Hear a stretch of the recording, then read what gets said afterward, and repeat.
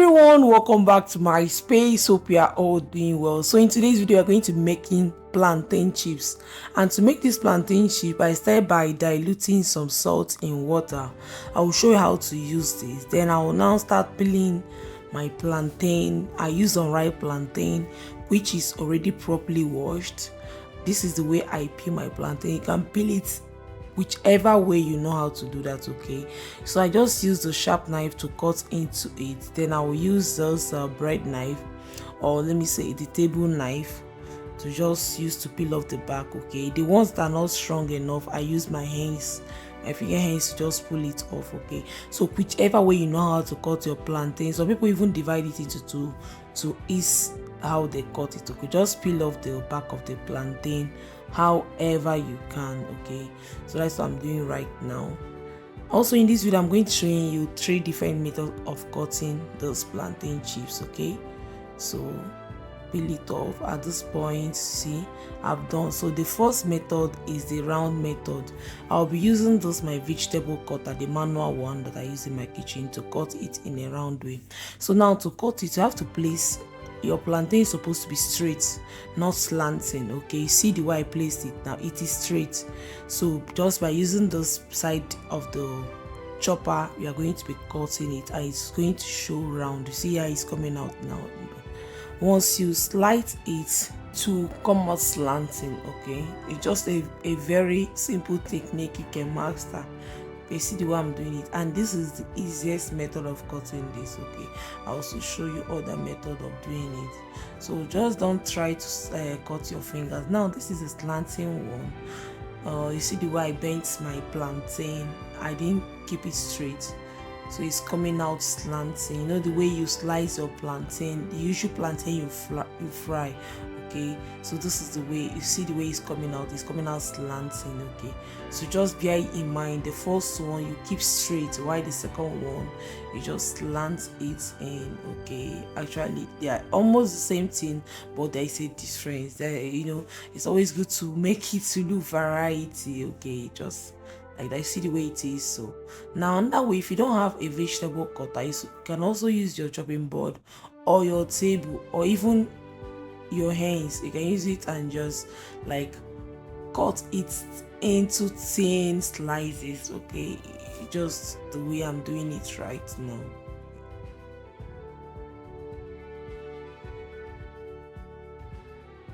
See, instead of the store-bought plantain chips, I don't know the oil that was used.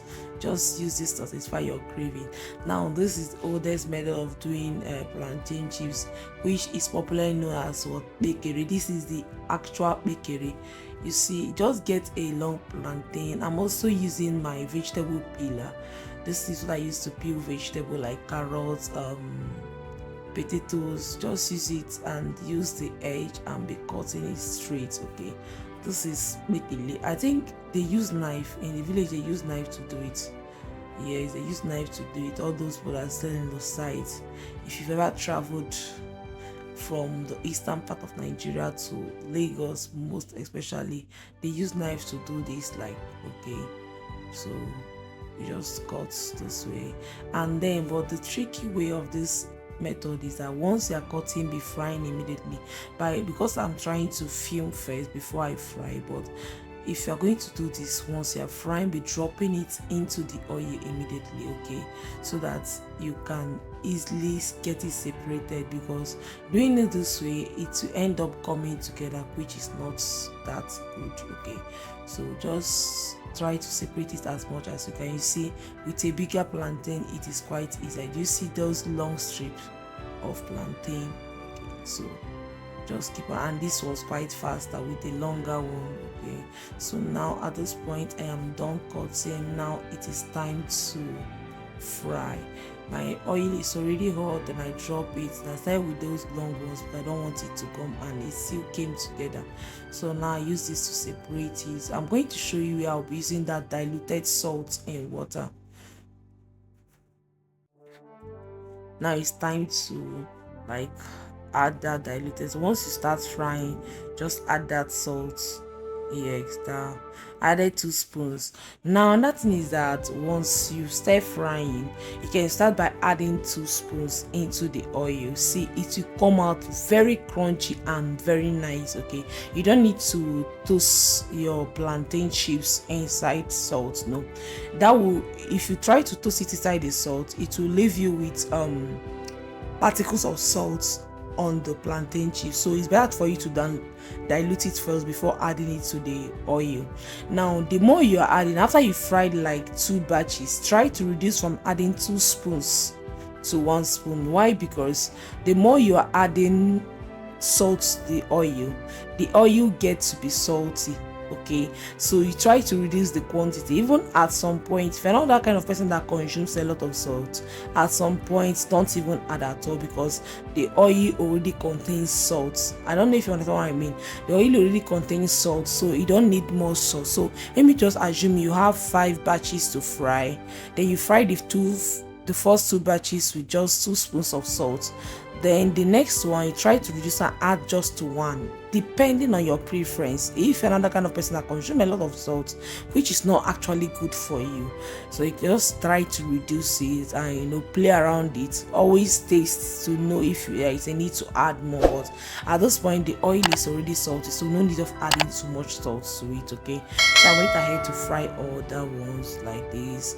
Once you just start frying, it's quite easy to fry. To be honest, it is quite easy to fry. So I just fry and fry. See, I try as much as possible to drop it in one after the other, so to get them separated. But I don't want it to be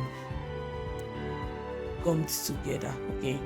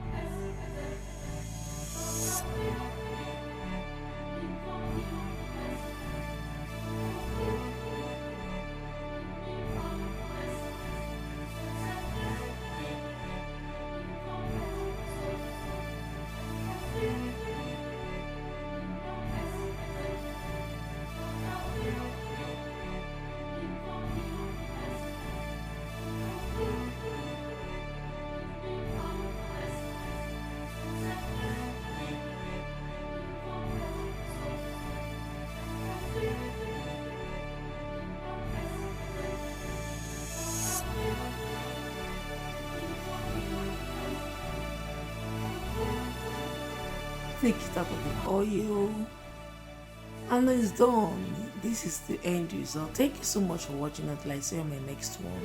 Bye.